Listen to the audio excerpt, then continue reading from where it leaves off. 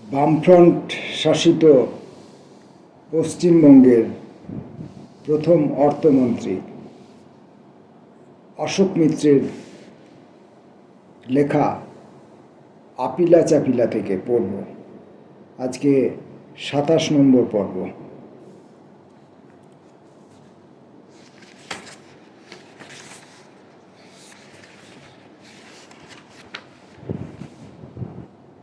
এক হিসাবে পরিকল্পনা দপ্তর হাতে থাকায় সুবিধা হলো। মস্ত কাজ সত্যব্রতবাবু যোজনা পরিষদের মধ্যবর্তিতায় আমাদের কারোর ক্ষীণ সাহায্য নিয়ে যা সম্পন্ন করেছিলেন তা পশ্চিমবাংলার পঞ্চায়েতি ব্যবস্থার ভবিষ্যৎ পরিকাঠামোর সম্পূর্ণ বিন্যাস রচনা। কোথাও ঠেকে গেলে আমরা বিনয়দার কাছে উপদেশ গ্রহণের জন্য যেতাম। কখনো বা কথা হতো প্রমোদবাবু অথবা বিনয় কুমারের সঙ্গে। কিন্তু গ্রামীণ উন্নয়নের সামগ্রিক ছক পঞ্চায়েত ভিত্তিক বিকেন্দ্রিক ব্যবস্থাতে মিশিয়ে দেওয়া অনেকটাই সত্যব্রতবাবুর চিন্তাভাবনার ফসল।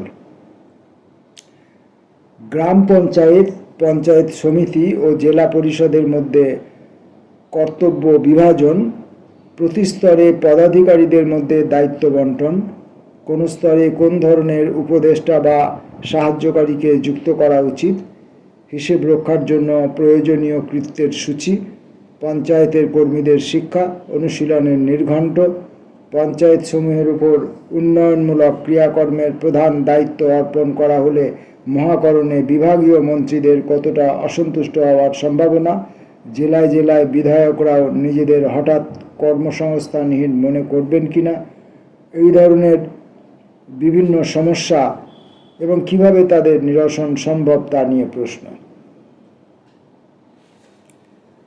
তারপর উত্তর জোগানো। সমান জরুরি অন্য কিছু সমস্যা। প্রতিটি স্তরে সরকারি আমলাদের দিয়ে কাজ করাতে হবে। তাদের উপর উপরওয়ালা হবেন রাজনীতি জগতের মানুষজন, যারা লেখাপড়ায় ততটা হয়তো দড় নন, পোশাকে আশাকেও অত্যন্ত সাদামাটা। তেমন রাজনৈতিক মানুষদের সঙ্গে রাজপুরুষদের মানিয়ে চলতে পারবেন কি না, নাকি প্রথম থেকেই সংঘাত দেখা দেবে, কী উপায়ে সেসব জটিলতা কাটিয়ে ওঠা সম্ভব ইত্যাদি প্রশ্ন নিয়ে আমাদের নিত্য নতুন তর্ক, আলোচনার পর আলোচনা করে মুশকিল আসানের হদিশ। আমাদের সমাজের যে ধরনের প্রথাগত ইতিহাস লেখা হয় তাতে আমি নিশ্চিত পঞ্চায়েত ব্যবস্থার ইতিবৃত্তে সত্যব্রত সেনের নামগন্ধ থাকবে না। কোনো হামবড়া আমলা বেশিরভাগ জায়গা দখল করে থাকবেন, তবে অধিকাংশ ক্ষেত্রেই তো ইতিহাস ভুলভ্রান্তি, অসত্যে ঠাসা।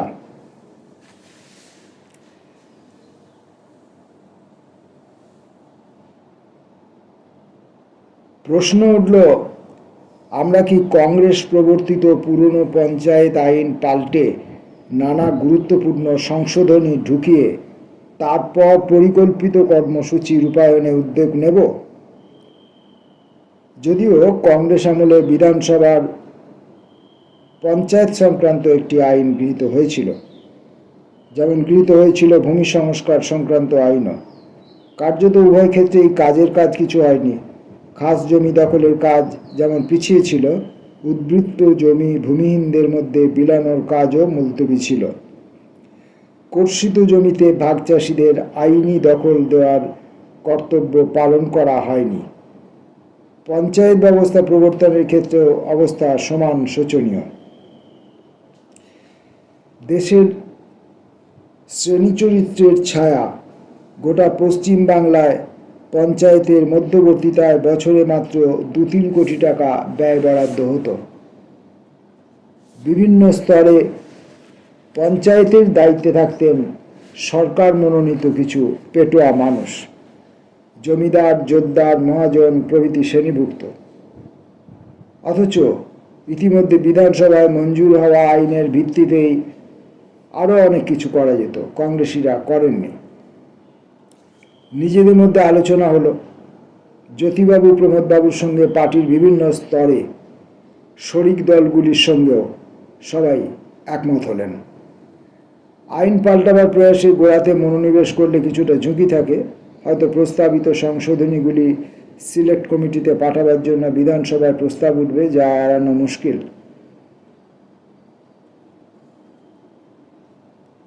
অথচ যার ফেরে পড়লে 1 বছর 2 বছর কে জানে স্বচ্ছন্দে গড়িয়ে যাবে। সিদ্ধান্ত হলো পুরনো আইনই আপাতত থাকুক, তা মেনেই ত্রিস্তর গণতান্ত্রিক নির্বাচনের উদ্যোগ নেওয়া হোক। তারও যুগান্তরকারী পরিবর্তন হবে, যা বাস্তবায়িত করতে কংগ্রেসীরা শ্রেণী স্বার্থ হেতু সাহস পাননি। 78 সালের জুন মাসে পঞ্চায়েত নির্বাচন হলো।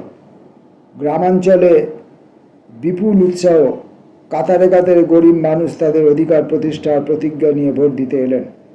ভোটের দিনই গভীর রাত থেকে ফল বেরোতে শুরু করলো। বামফ্রন্টের একচ্ছত্র আধিপত্য ভোটের মারফত সুপ্রমাণিত। কয়েক মাসের ব্যবধানে ভূমি সংস্কার আইন প্রণীত হলো, ভাগ চাষিদের অধিকার প্রতিষ্ঠা করার আইনও। কিন্তু সংবিধানের এমন বিচিত্র লীলা, যদিও ভূমি ও ভূমি সংস্কার বিষয়টি রাজ্যগুলির পুরোপুরি এখতিয়ারে, আবিষ্কার করলাম এই সংক্রান্ত আইনও কার্যকরী করতে গেলে অনুমতির জন্য রাষ্ট্রপতির কাছে পাঠাতে হবে সংবিধানের 31 ক না খ কোন ধারা অনুযায়ী। দিন যায়, মাস যায়, বছর যাওয়ার উপক্রম, রাষ্ট্রপতির অর্থাৎ কেন্দ্রীয় সরকারের অনুমতি আর আসে না। খোঁজ নিয়ে জানা গেল গোল বেঁধেছে প্রস্তাবিত একটি বিশেষ সংশোধনী নিয়ে।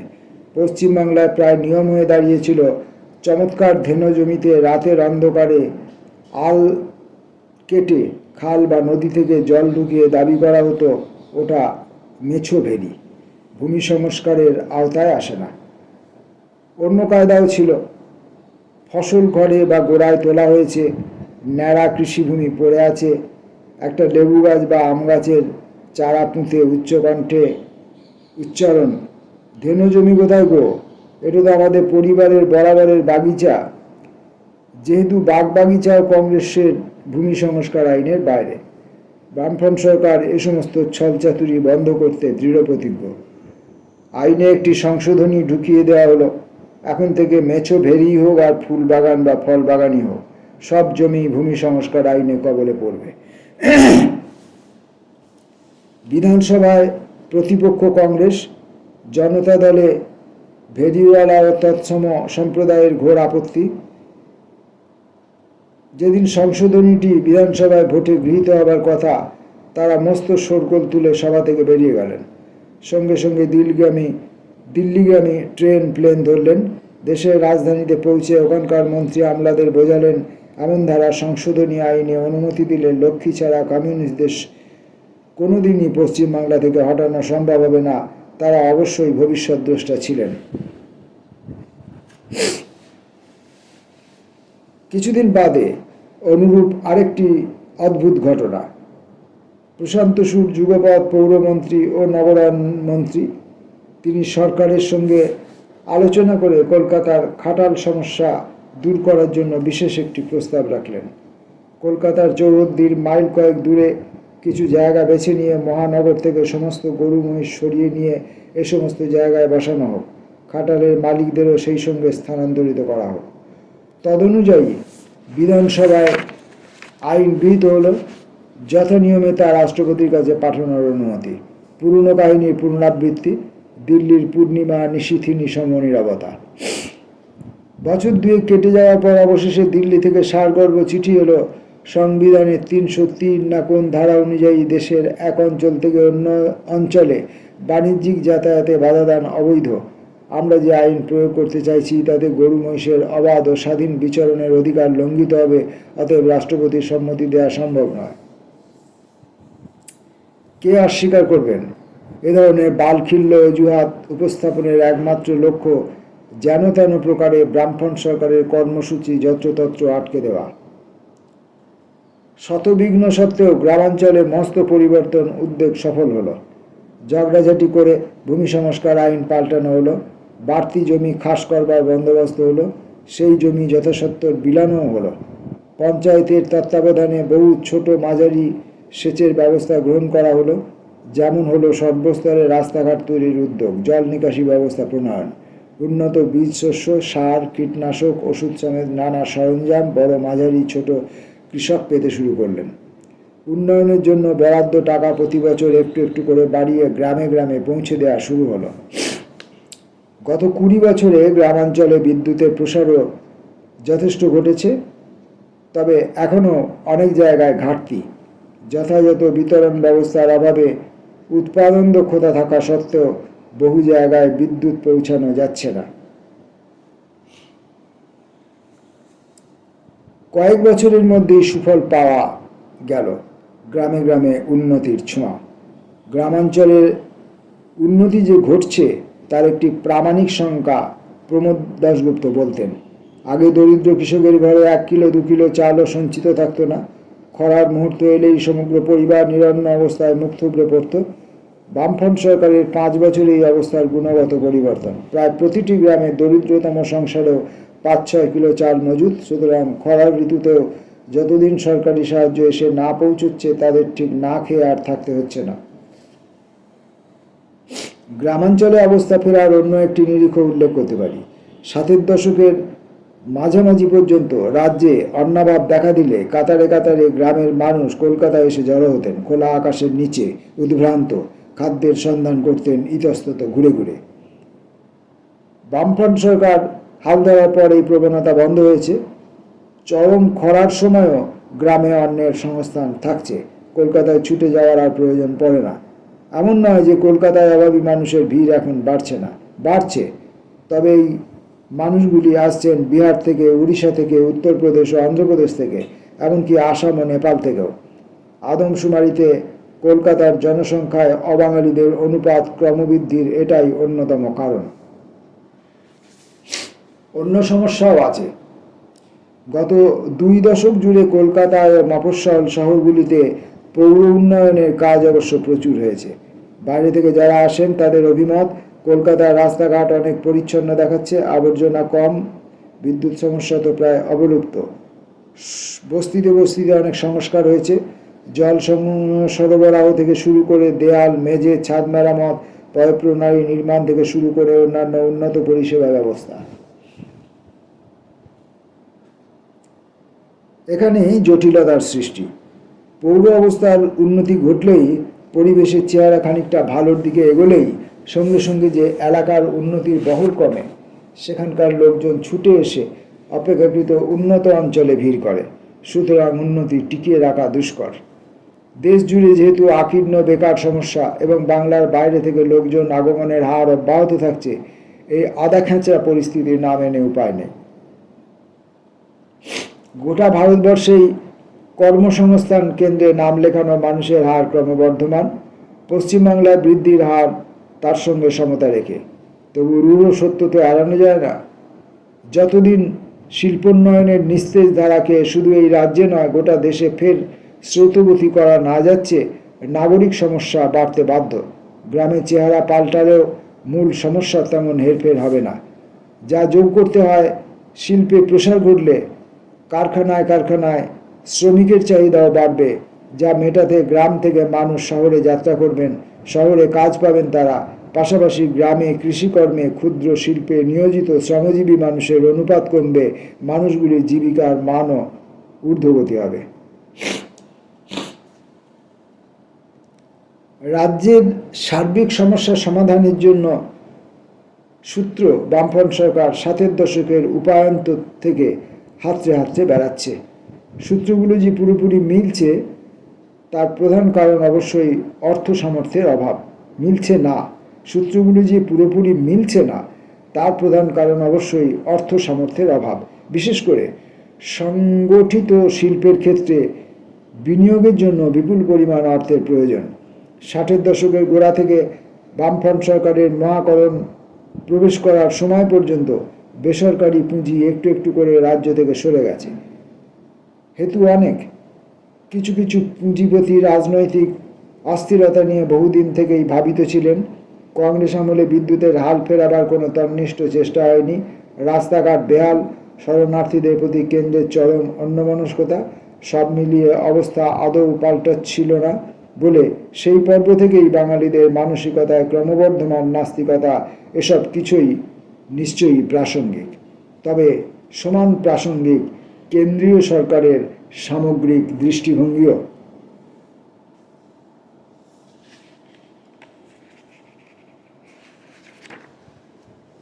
বেসরকারি মালিকরা যখন অপসৃয়মান, শিল্পে বিনিয়োগ বাড়াবার তিনটে বিকল্প উপায়: রাজ্য সরকারের তহবিল থেকে অর্থ বরাদ্দ করা, যে সরকারের ডাইনে আনতে ব্যয় কুলায় না তার পক্ষে সেরকম ব্যবস্থা নেওয়া আদৌ সম্ভব নয়। কেন্দ্রীয় সরকারের বাজেট থেকে রাজ্যে প্রত্যক্ষ বিনিয়োগ, দুর্গাপুর ইস্পাত কারখানা পর্বের পর স্মৃতি ঢুঁড়েও পশ্চিমবাংলায় তেমন কোনো কেন্দ্রীয় বিনিয়োগ উল্লেখ সম্ভব নয়, এবং বিভিন্ন কেন্দ্র নিয়ন্ত্রিত আর্থিক প্রতিষ্ঠান যেমন জীবন বীমা নিগম, সাধারণ বীমা নিগম, unit trust of India, industrial development bank of India, industrial finance corporation of India, industrial credit and investment corporation of India ইত্যাদি থেকে রাজ্যে বিনিয়োগের ব্যবস্থা। স্বাধীনতার অব্যবহিত পরেই এই সমস্ত সংস্থার কাছে কেন্দ্রের ফরমান পৌঁছায়। পশ্চিমবঙ্গে গড় জাতীয় আয় অন্য রাজ্যের চেয়ে বেশি, এই রাজ্যের দিকে বাড়তি নজর দেওয়া তাই তাদের দরকার নেই, তারা অন্যত্র ঝুঁকুক। 50 বছর ধরে এই প্রতিষ্ঠানগুলি গুজরাটে, মহারাষ্ট্রে, কর্ণাটকে, তামিলনাড়ুতে, পাঞ্জাবে, হরিয়ানায় অঢেল টাকা ঢেলেছে, পশ্চিমবাংলার ভাগ্যে সিকেটি ছেড়েনি। আমরা 77 সালে রাজ্য প্রশাসনে ঢুকে ঈষৎ বিদ্রুপ করে কেন্দ্রীয় অর্থমন্ত্রককে বলতে শুরু করলাম, আপনাদের উদ্দেশ্য তো সাধিত হয়েছে, পশ্চিমবাংলায় আমরা গরিব হয়ে গেছি, এবার আমাদের এখানে আপনাদের আর্থিক সংস্থাগুলিকে একটু টাকা ঢালতে বলুন না কেন। মহাভারত কি আর এমন অশুদ্ধ হবে?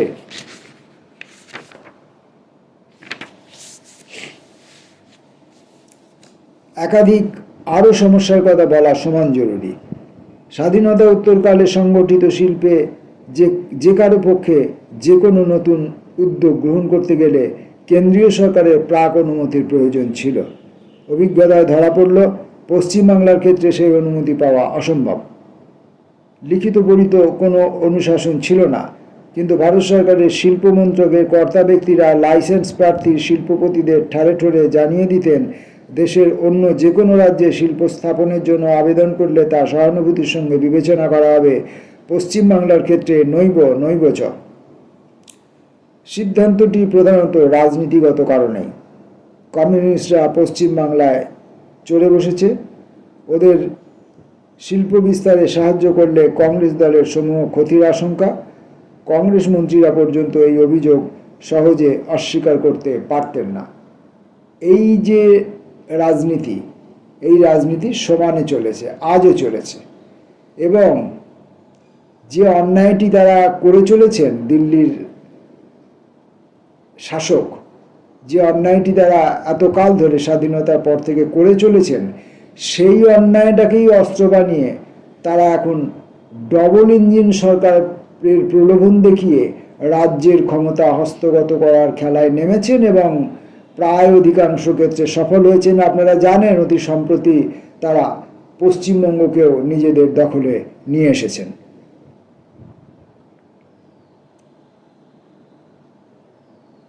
দ্বিতীয় সমস্যাটি শুধু পশ্চিমবঙ্গ নয়, গোটা পূর্ব ভারতের স্বার্থের পরিপন্থী একটি কেন্দ্রীয় সিদ্ধান্ত।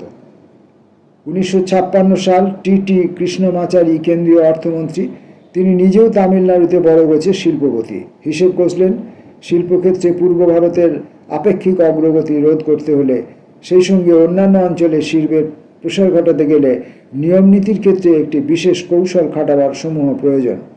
বাংলা বিহার অঞ্চলে খনিজ পদার্থের প্রাচুর্য, লোহা আছে, কয়লাও আছে, খনিজ উত্তোলন করে কয়লা দিয়ে লোহা গলিয়ে সস্তায় ইস্পাত তৈরি সম্ভব। সেই ইস্পাত পিটিয়ে কলকবজা যন্ত্রপাতি তৈরি করাও, যার প্রসাদে পূর্ব ভারত জুড়ে, বিশেষ করে পশ্চিমবাংলায় ব্যাপক ইঞ্জিনিয়ারিং শিল্প একদা গড়ে উঠেছিল, যার নির্ভরে ইংরেজ আমলে এবং স্বাধীনতার পরবর্তী কয়েক বছর এই রাজ্যে শিল্পের ব্যাপক উন্নতি সম্ভব হয়েছে অন্যান্য অঞ্চলের তুলনায়। টিটিকে মাথা খাটিয়ে কৌশল উদ্ভাবন করলেন। সারা দেশে লোহা ও ইস্পাতের পরিবহন মাশুলের হার সমান করে দেওয়া হলো। যার ফলে দেশে লোহা ও ইস্পাতের দাম এক হয়ে গেল। কয়লার ক্ষেত্রে ব্যবস্থাটি হলো আরও মজাদার। যত বেশি দূরে কয়লা বহন করে নিয়ে যাওয়া হবে, মাইল প্রতি পরিবহনের মাশুল তত কম পড়বে। অর্থাৎ রাজধানী থেকে দুর্গাপুরে কয়লা টন প্রতি যে দামে বিকবে, ত্রিচিনাপল্লীতে বা পুনেতে জলন্ধরে তার চেয়ে কম দামে। কেন্দ্রের এই মারাত্মক সিদ্ধান্তের পরিণামে নিছক ইঞ্জিনিয়ারিং শিল্পের ক্ষেত্রেই নয়, সব শিল্পের ক্ষেত্রেই পশ্চিমবাংলা খরচ খরচার ব্যাপারে যে আপেক্ষিক সুবিধা ভোগ করে আসছিল তা চকিতে উবে গেল। অথচ বিধানচন্দ্র রায় যখন পশ্চিমবাংলার হাল ধরে আছেন, নতুন দিল্লিতে সবাই জওহরলাল নেহেরু শুদ্ধ তাকে প্রচুর সমীহ করেন। তিনি তেরে ফুরে প্রতিবাদ জানালেন, গণেশ এমনভাবে উল্টে দেওয়া সম্ভব হতো না।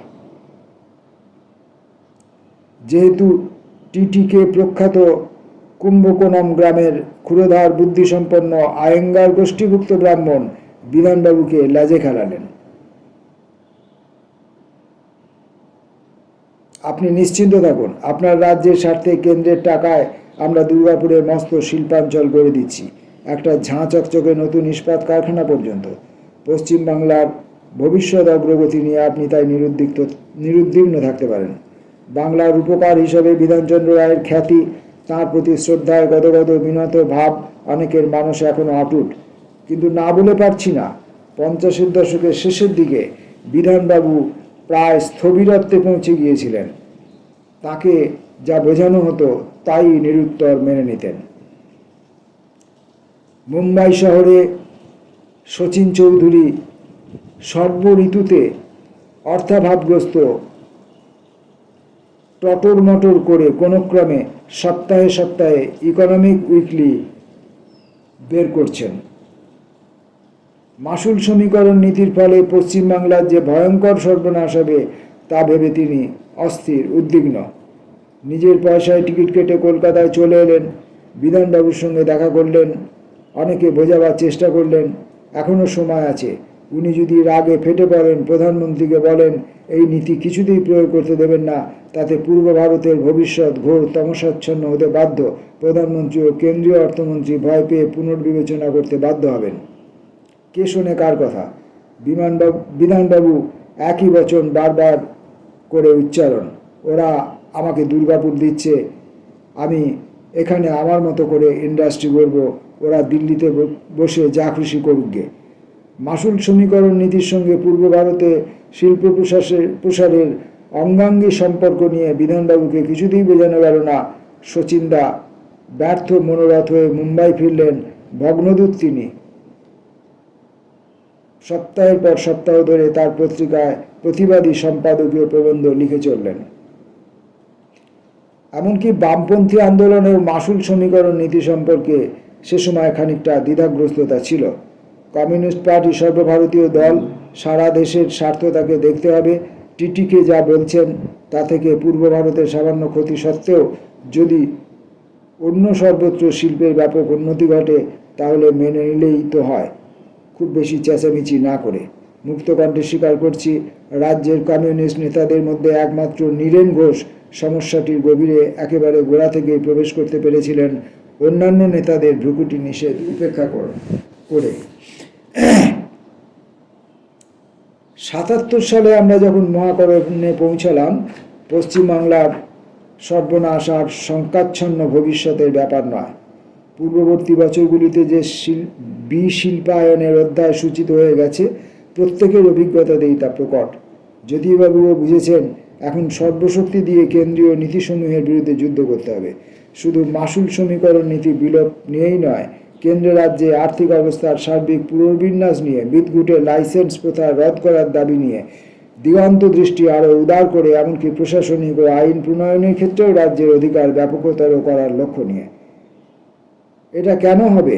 সংবিধানের 356 ধারা প্রয়োগ করে কথায় কথায় রাজ্য সরকারগুলিকে বরখাস্ত করা হবে? তার জমানায় ইন্দিরা গান্ধী যেমন 60-70 বার করেছিলেন। এটা কেন হবে? রাজ্য সম্মতি না নিয়ে কেন্দ্রের ধামাধারা যে কাউকে রাজ্যে রাজ্যে রাজ্যপাল করে পাঠানো হবে? এটা কেন হবে? এমনকি ভূমি সংস্কার আইন প্রয়োগ করার ক্ষেত্রে পর্যন্ত কেন্দ্রের সম্মতির জন্য অপেক্ষা করতে হবে। কেন ভারত সরকার নোট ছাপাতে পারবে? রাজ্য সরকারগুলি পারবে না? বাজারে বাজারে ঋণপত্র ছেড়ে যে অর্থ সংগ্রহ করা হয়, কেন তার 9/10 বেশি কেন্দ্রীয় সরকার স্রেফ নিজের প্রয়োজনে ব্যবহার করবে? রাজ্যগুলি বসে বসে বুড়ো আঙুল চুষবে? জ্যোতিবাবুর কাছে কৃতজ্ঞতার অন্ত নেই। আমাকে তিনি যথেচ্ছ স্বাধীনতা দিয়েছিলেন। আমার মতো করে খসড়া তৈরি করে তাকে দিয়ে সই করিয়ে দিল্লিতে পাঠাতাম, কখনো কখনো নিজেই সই করে পাঠাতাম। মুখ্যমন্ত্রী সম্মেলনে বা জাতীয় উন্নয়ন পরিষদের বৈঠকে জ্যোতিবাবুকে দিয়ে কড়া কড়া ভাষণ দেওয়াতাম। তিনি যেসব বৈঠকে যেতেন না, আমি গিয়ে সরাবতাম। অন্যান্য রাজ্যের মুখ্যমন্ত্রীদের দলে টানতে প্রয়াসবান হতাম। কলকাতায়, দিল্লি ও অন্যত্র যে কোনো ছুতোয় সাংবাদিকদের আহ্বান করে কেন্দ্র রাজ্য সম্পর্ক আশু পুনর্বিন্যাসের আত্যন্তিক আবশ্যকতা নিয়ে গলা ফাটাতাম। লোকসমক্ষে আসতে আমার সাধারণত গভীর অনভিরুচি। তবে রাজ্যগুলির স্বার্থে এ ধরনের চেঁচামেচি যে প্রয়োজন তা নিজেকে বুঝিয়েছিলাম। জ্যোতিবাবু প্রমোদবাবুকে বোঝাতে পেরেছিলাম, মনে হয় পার্টির অন্যান্য নেতাদেরও। সুতরাং যা হবার তাই হলো। 2-1 বছরের মধ্যে সারা দেশের সংবাদপত্রে নিন্দা প্রশংসা কল্পনার খোরাক হয়ে গেলাম। CPIM এর অন্যতম প্রধান নেতা কিছুদিন বাদে কেরল রাজ্যের মুখ্যমন্ত্রী ছিলেন, লোকসভাতেও ছিলেন। বাসুদেবন নায়ার বেশ কয়েক বছর বাদে একদিন তিরুবনন্তপুরমে দেখা হেসে বললেন, তোমার ভয়ে ওই কবছর কেন্দ্রীয় সরকার কাঁপত। কথাটি সম্পূর্ণ ঠিক নয়। 1977-79 সালে যিনি প্রধানমন্ত্রী ছিলেন, মোরারজি দেশাই, তিনি অন্তত কম্পমান হতেন না। মুখ্যমন্ত্রী সম্মেলনে তাঁর ঘ্যানের লম্বা বক্তৃতায় ব্যাঘাত ঘটিয়ে যখন কেন্দ্র রাজ্য সম্পর্ক বিষয় বা আমাদের অন্যান্য সমস্যার উল্লেখ করতাম, বৃদ্ধ প্রধানমন্ত্রী বিরক্তি প্রকাশ করতেন, বকুনি দিয়ে আমাকে থামাতে চাইতেন। আমি বেপরোয়া। আমার পাশ থেকে ওরই দলভুক্ত বিহারের মুখ্যমন্ত্রী কর্পূরী ঠাকুর চোখ টিপে আমাকে উৎসাহ দিতেন যেন চালিয়ে যাই। আমার কথা যে তাঁরই মনের কথা। মোরারজি দেশাই একগুঁয়ে মানুষ ছিলেন, প্রতিক্রিয়াশীল মানুষ ছিলেন, ছিটগ্রস্ত মানুষ ছিলেন। তাহলেও আমার ধারণা হয়তো পুরোপুরি খারাপ মানুষ ছিলেন না। ঝগড়া করতে করতে এক ধরনের সম্প্রীতি গজিয়ে গেল ওর সঙ্গে। একটি নজির দিই। মুখ্যমন্ত্রী সম্মেলন দিল্লির বিজ্ঞান ভবনে শুরু হবে। জ্যোতিবাবু যাননি, আমি তার প্রতিনিধিত্ব করছি। সকাল 10টা কি 10:30টায় আমরা বাইরে জড়ো হয়েছি সভাকক্ষে ঢোকবার জন্য। প্রধানমন্ত্রী আমাকে দেখে লাঠি উঁচিয়ে কপট ভঙ্গিতে বাক্যবান ছুড়লেন, তোমরা আমার কাছ থেকে একটা কানাকড়িও পাবে না। আমার ঠাট্টা প্রশ্ন, তাহলে আমাদের এখানে ডেকেছেন কেন? মুহূর্তের মধ্যে মোরারজি দেশাইয়ের শানিত প্রত্যুত্তর, ডেকেছি এটা জানাতে যে আমার কাছ থেকে কানাকড়িও পাবে না। অনেকবার জ্যোতিবাবুর সঙ্গে অথবা একা বিভিন্ন সমস্যা নিয়ে আলোচনা করতে ওর দপ্তরে বা বাড়িতে গিয়েছি। প্রথম দিকে অধৈর্যপনার ইঙ্গিত দিলেও দমে না গিয়ে তর্ক চালিয়ে গেলে উনি শুনতেন, খানিক বাদে ঠান্ডাও হয়ে আসতেন। তবে বায়ুওয়ালা মানুষ। একবার জ্যোতিবাবু আর আমি গঙ্গার নাব্যতা নিয়ে কথা বলতে গেছি। একটা দুটো বাড়তি ড্রেজারের জন্য অনুরোধ জানিয়েছি। হলদিয়া বন্দরের উন্নতি বিধানের জন্য একাধিক অনুরোধ জ্ঞাপন করেছি। 5-10 মিনিটের বেশি ওসবের প্রসঙ্গ নিয়ে আমাদের এগোতে দিলেন না। তোমাদের কমিউনিস্টদের নিয়ে আর পারা গেল না। এই তো গুজরাট, মহারাষ্ট্র অঞ্চলে আমার মুখ্যমন্ত্রিত্বদের সময় মদ্যপানের উপর কড়া নিষেধাজ্ঞা চালু হয়েছিল। তার ফলে ওই অঞ্চলের এত অগ্রগতি। মানুষেরা কত ভালো আছে, কিন্তু পশ্চিমবাংলায় এ ব্যাপারে কোনো আগ্রহই নেই তোমাদের। অথচ এই তো বুলগারিন আর কোশিগিন এখানে এসেছিলেন। তারা তো তোমাদের চেয়ে ঢের বড় কমিউনিস্ট। তাদের দেশে সবাই মদে চুর হয়ে থাকে। আমি তাদের 2 ঘন্টা করে বোঝালাম, মদ বন্ধ না করলে তাদের গতি নেই। সোভিয়েত নেতারা মুগ্ধ হয়ে আমার কথা শুনলেন, আমার সঙ্গে সম্পূর্ণ সহমত জানিয়ে বিদায় নিলেন। সৌজন্যবশত